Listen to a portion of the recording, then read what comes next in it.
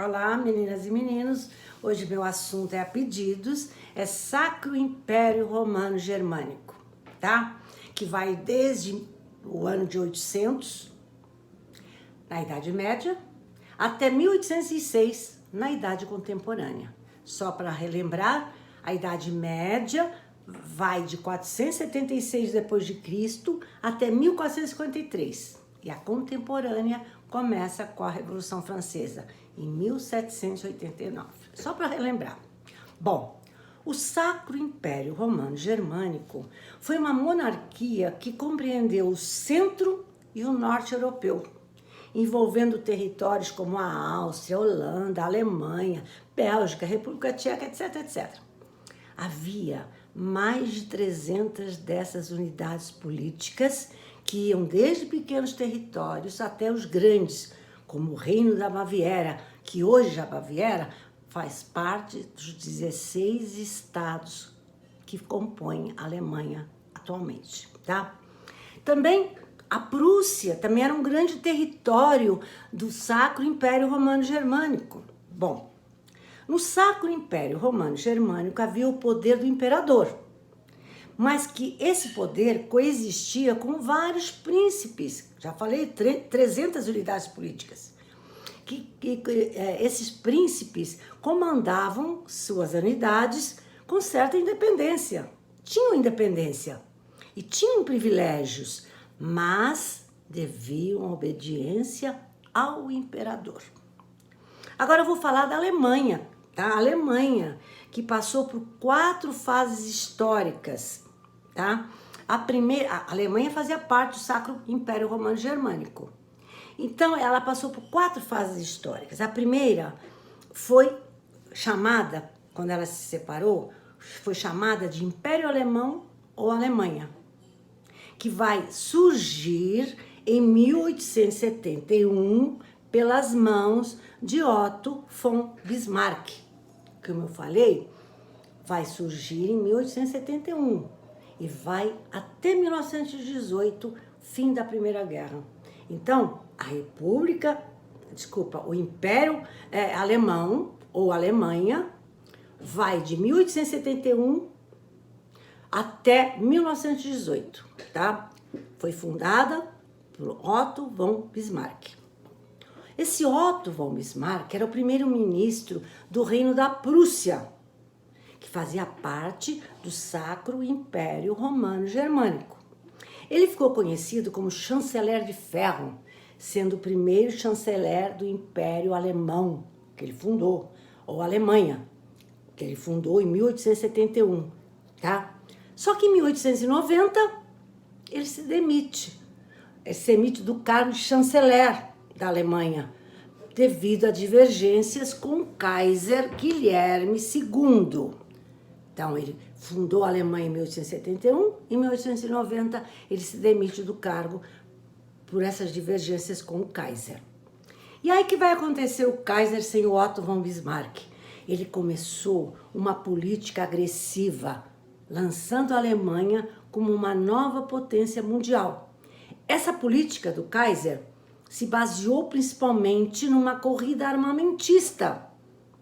Essa corrida armamentista vai gerar muitas tensões com os antigos aliados. E essas tensões acumuladas é que vão provocar, segundo os historiadores, na Primeira Guerra Mundial, que vai começar em 1914.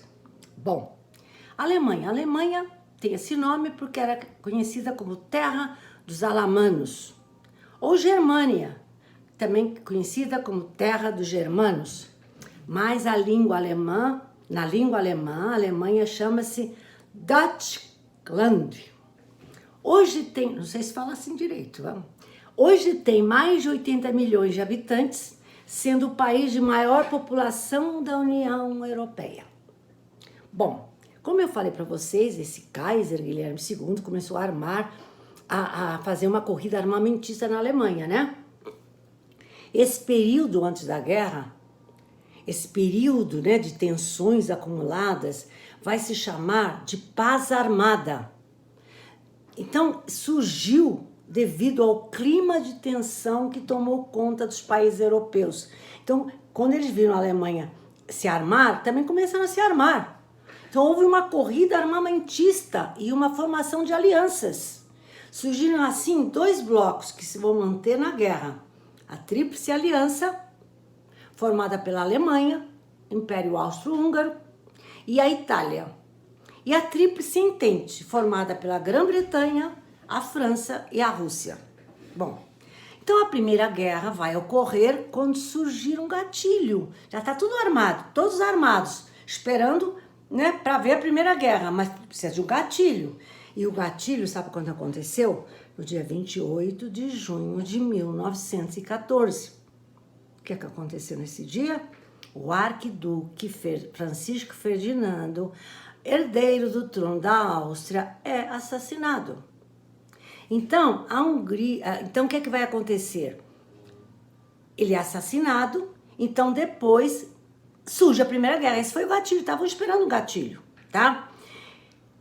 Esse Francisco Ferdinando, né, ele foi assassinado em Sarajevo, na Bósnia, por um radical, tá? E o que vai acontecer, então? Começa a Primeira Guerra Mundial, que vai envolver as grandes potências do mundo. Ó, olha as estatísticas. Mais de 70 milhões de militares são mobilizados. Mais de 9 milhões de combatentes foram mortos. Cerca de 13 milhões de pessoas no total mortas.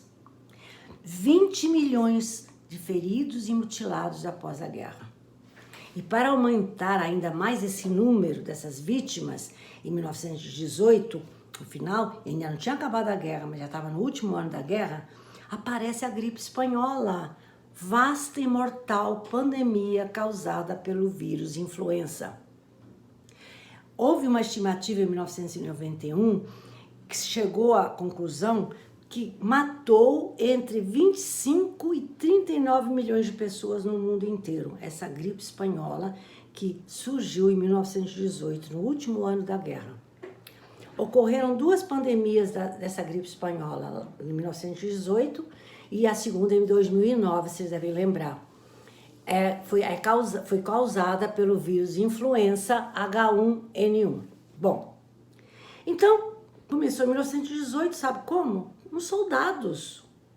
Por quê que a gripe espanhola começou nos soldados? Pelo ajuntamento de soldados, pela mobilização das tropas que levavam os vírus, pelo sistema imunológico dos soldados que estavam enfraquecidos pela desnutrição e pelo estresse da guerra. Ainda tem um especialista que fala que o espirro ou tosse de uma pessoa infectada, um espirro ou uma tosse de uma pessoa infectada, solta no ar mais de 500 mil de partículas do vírus. Tá. Então, como eu falei, a gripe espanhola começou em 1918, no fim da Primeira Guerra. Mas voltando à Primeira Guerra, a Alemanha é culpada pelo conflito. Eu não vou falar tudo que aconteceu na Primeira Guerra, o meu objetivo não é esse, dessa aula. Só vou falar o seguinte, acabou a guerra em 1918 e a Alemanha foi culpada pelo conflito, tá? Houve o Tratado de Versalhes, quando acabou a guerra, que foi muito duro esse tratado com a Alemanha, tá? A Alemanha, inclusive, né, eles se acharam humilhados por causa desse tratado. Vários países entraram na guerra, mas a carga pior, a culpa pior dessa guerra foi colocada em cima dos ombros da Alemanha. Olha só, pelo Tratado de Versalhes, que encerrou a Primeira Guerra, o Tratado de Versalhes proibia que a Alemanha tivesse navios e aviões de guerra. Limitou o número de soldados da Alemanha. Teve que pagar uma indenização altíssima aos outros países e teve que entregar suas colônias. Além disso, além de pagar uma grande indenização que colocou as finanças da Alemanha lá no chinelo, além disso, já teve a crise de 1929. Enfim, o país ficou na falência. de 1918, quando acabou a guerra, até 1933. O que é que aconteceu em 1933? A Alemanha, 1933, de 1918 a 1933, a Alemanha recebe outro nome, chamado República de Weimar. Weimar com W, tá? Nessa República de Weimar, quando acabou a Primeira Guerra, acabou o nome Alemanha. Passou a ser República de Weimar. Era também formado por vários estados, sendo que a Prússia era o maior estado da República de Weimar. 60% do território da República de Weimar era da Prússia. Bom, então, primeiro foi a Alemanha, agora a República de Weimar. Mas em 1930, e nesse período da República de Weimar, houve falência, pobreza, o país estava no caos, pagando grande indenização, até que em 1933 há uma virada. O que é que acontece em 1933? Os nazistas tomam o poder da República de Weimar. Então deixa de ser República de Weimar, passa a ser chamada Alemanha nazista. Então tem um início, em 1933, com Hitler, campanha de recuperação da economia da Alemanha, doutrinação da população e rearmamento. Então, em 1933, quando deixa de ser República de Weimar e passa a ser Alemanha nazista, há essa mobilização, de novo rearmamento, de novo a campanha de recuperação da economia e doutrinação da população. A Alemanha tem que sair da humilhação que recebeu pelo Tratado de Versalhes. Bom, e aí o que aconteceu? A Primeira Guerra não resolveu, então em 1939 tem início a Segunda Guerra Mundial.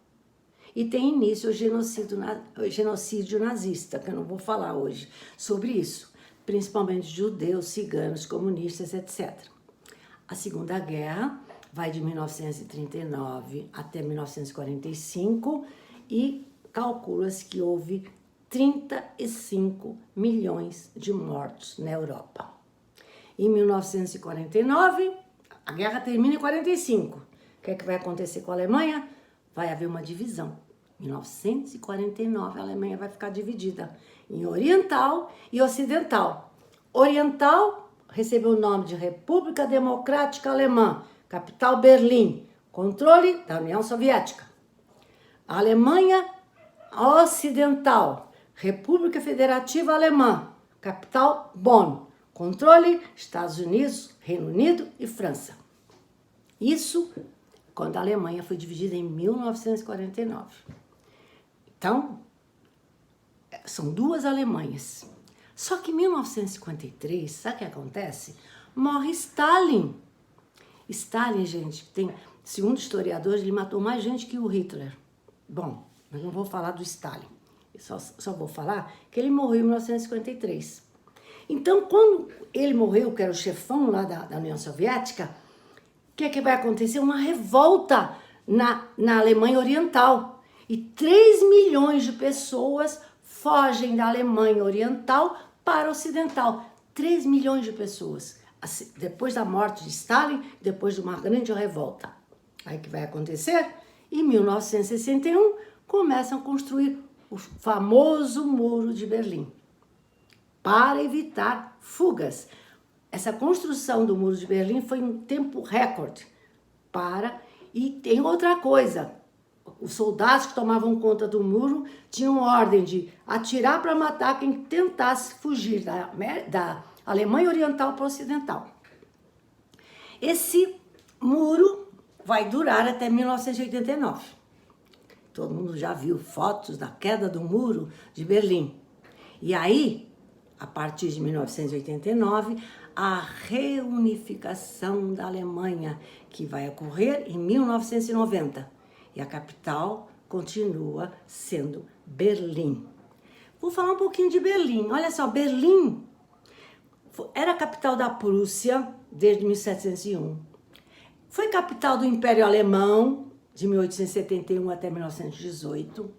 Foi capital da República de Weimar de 1919 até 1945. Foi capital da República Democrática Alemã, Alemanha Oriental, e hoje é capital da Alemanha normal, da Alemanha reunificada, tá? A Alemanha hoje, como é que está a Alemanha hoje? Gente, a Alemanha é linda. Quem vai lá se apaixona e as pessoas são muito simpáticas, são muito atenciosas. Bom, Alemanha, a população da União Europeia é a terceira, olha só, a população, é a maior população da União Europeia, Alemanha, mais de 80 milhões.